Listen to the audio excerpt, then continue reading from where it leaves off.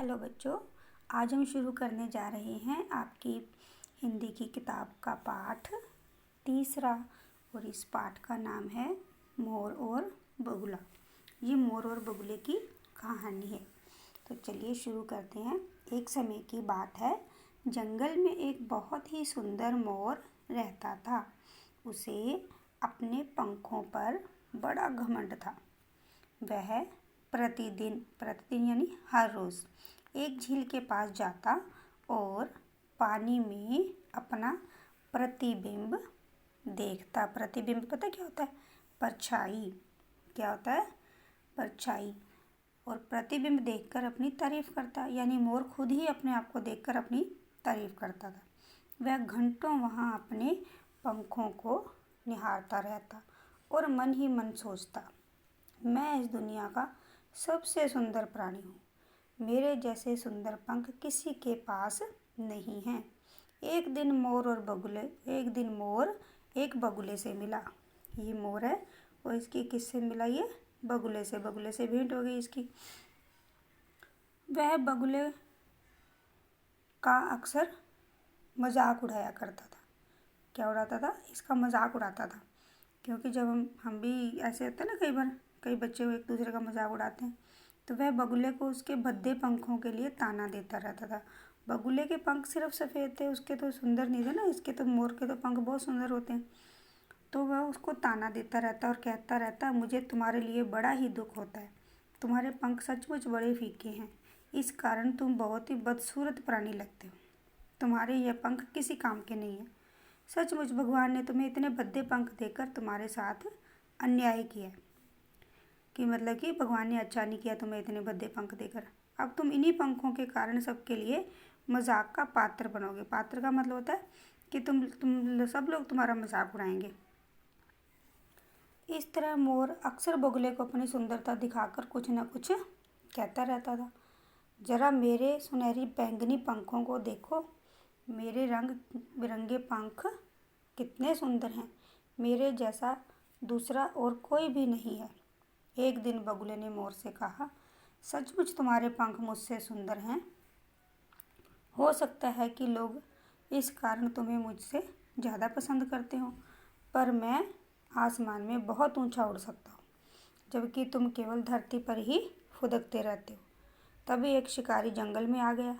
बगुला उसे देखते ही आसमान में ऊंचा उड़ गया, परंतु मोर अपनी जान बचाने के लिए धरती पर ही इधर उधर भागने लगा। शिकारी ने बहुत आसानी से उस मोर को पकड़ लिया और उसके सुंदर पंखों के लिए उसे मार डाला। तो बच्चों, हमने इस कहानी से क्या सीखा? कि किसी का मजाक नहीं उड़ाना चाहिए। और दूसरी बात यह है कि भगवान ने जो भी हमें चीज़ दी है वो हमारे किसी न किसी काम ज़रूर आती है। तो किसी चीज़ के लिए भी किसी का मजाक नहीं उड़ाना चाहिए। अब यहाँ पर आपके क्या आते हैं? शब्द ज्ञान यानी शब्द अर्थ। प्रतिबिंब को क्या बोलते हैं? परछाई यानी रिफ्लेक्शन। भद्दे बदसूरत। बदसूरत को क्या बोलते हैं? अगली। मजाक का मतलब उपहास करना, मेक फन, आसानी से, आराम से। और नीचे ये सोच के बताने आपने प्रश्न, मोर कहाँ रहता था? कहाँ रहता था? जंगल में। एक दिन मोर जंगल में कौन आया? बगुला। मोर मन में क्या सोचता था? अपने बारे में कहता था कि मैं बहुत सुंदर हूँ। बगुला कैसे बच गया? अपने पंखों के कारण ही तो बचा ना वो। और अब है सही विकल्प पर सही का निशान। मोर किसे देखकर अपनी तारीफ करता था?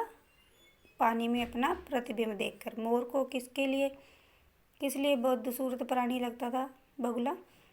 उसके फीके और भद्दे पंखों के कारण। आसमान में ऊंचा कौन उड़ सकता था? बगुला।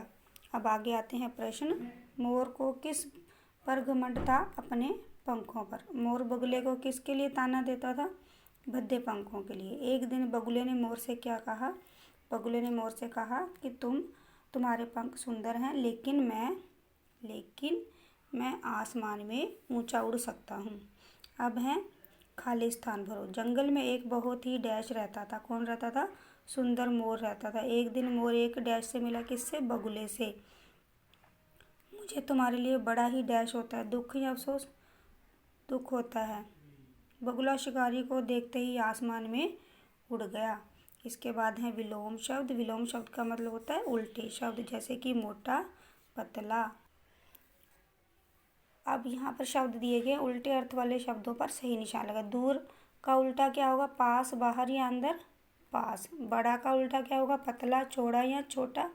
छोटा। बुरा, बुरा का उल्टा शब्द गंदा, अच्छा या सुंदर? अच्छा। अब इनके अनुस्वार लगाना है। अनुस्वार पता है ना आपको, करवाए हुए अनुस्वार का मतलब होता है बिंदी ऊपर कहाँ लगेगी। अब इसको अगर हम पढ़ेंगे तो ये बन गया पख। अगर बिंदी लगा देंगे ऊपर, अगर हम इसके ऊपर बिंदी लगा देंगे तो ये बन जाएगा पंख। प्रतिबिंब होता क्या है? प्रतिबिंब। और बच्चों एक बात आपने ज़रूर ध्यान रखनी है कि जब भी आप बिंदी लगाओगे तो इस खड़ी पाई के ऊपर ही बिंदी लगानी है, यानी जो खड़ी लाइन होती है इसके ऊपर बिंदी। घटो, घंटों।